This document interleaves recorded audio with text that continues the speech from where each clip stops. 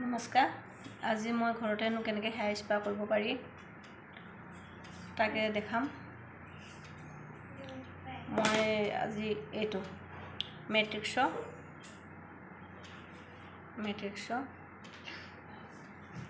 Smooth চুলিখিনি প্ৰথমে ধুই ল'ব, চেম্পুৱেদি ধুই ল'ব। মই ছানছিল্ক চেম্পুৱেদি ধুই লৈছোঁ, কাৰণ মই ছানছিল্ক চেম্পুৱে ইউজ কৰোঁ। তাৰপৰা চুলিখিনি ধৰি অলপ ভিজি থাকোঁতে, সম্পূৰ্ণ শুকাব দিব নালাগে, ভিজি থাকিব লাগে। ভিজি থকা অৱস্থাতে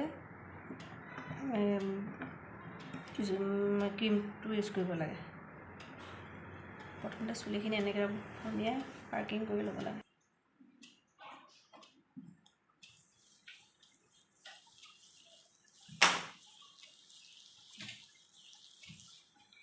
স্পা কৰি থাকিব লাগে, তেতিয়া একদম চিল্কি হৈ থাকে, পুষ্টি পাই থাকে ন, পুষ্টি পাই থাকে। মাছাজ দি থাকিব লাগে চুলিখিনি, অইল মাছাজ দিব লাগে, স্পা কৰিব লাগে। চাবা ৰ'বা, হ'ব এতিয়া। এনেদৰে মোক পিন্ধিছে হ'ল,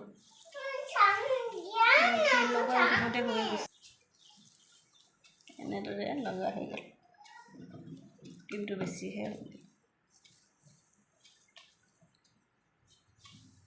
এতিয়া এনেদৰে ক্ৰীমখিনি লগাই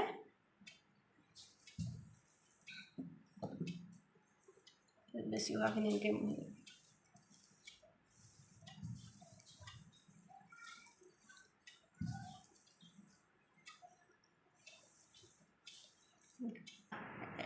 এনেদৰে 15-20 মিনিট ৰাখি দিলে হ'ব।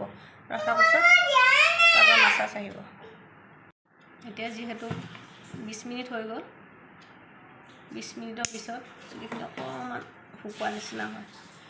অকণ ভিজাই ল'বৰ কাৰণে পানী স্প্ৰে কৰি ল'ব লাগিব, তেতিয়া মালিচ কৰিবলৈ সুবিধা হয়।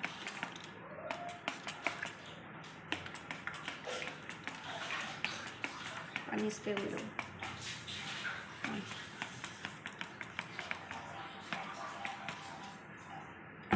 তাৰপৰা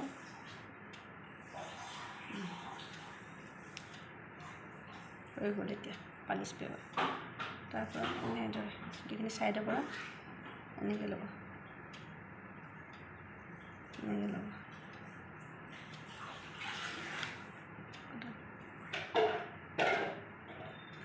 এনেদৰে মালিচ কৰি ওপৰত এনেকৈ টানি দিব মুঠি মাৰি, আৰু এনেকৈ কৰি ওপৰত এনেকৈ মুঠি মাৰি দিব, টানি দিব, আৰু এনেকৈ মালিচ কৰি দিব।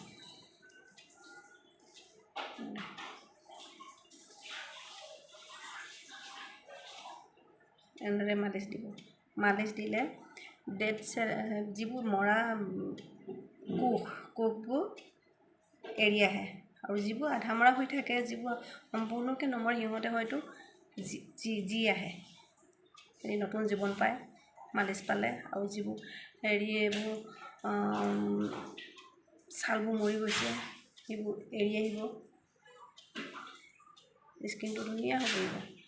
চুলিখিনি স্কিনটো এনেকৈ মালিচ দিব। ষ্টাইলত এনেকৈ ধৰিব, নোৱা মাৰিব, এনেদৰে টানিব।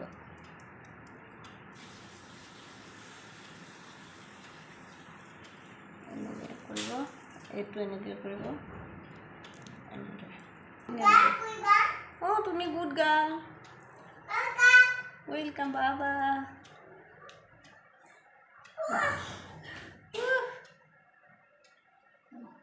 দুই থাকা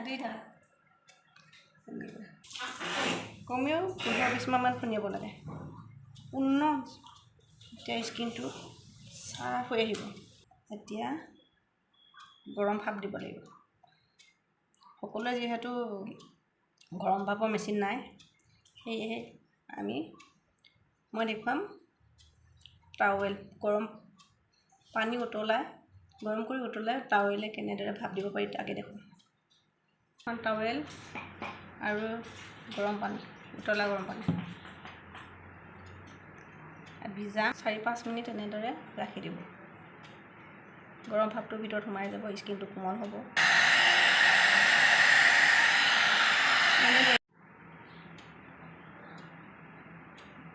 শুকুৱাই হৈ গ'ল এতিয়া চুলি। এতিয়া চাওকচোন চুলিখিনি কেনেকুৱা লাগিছে।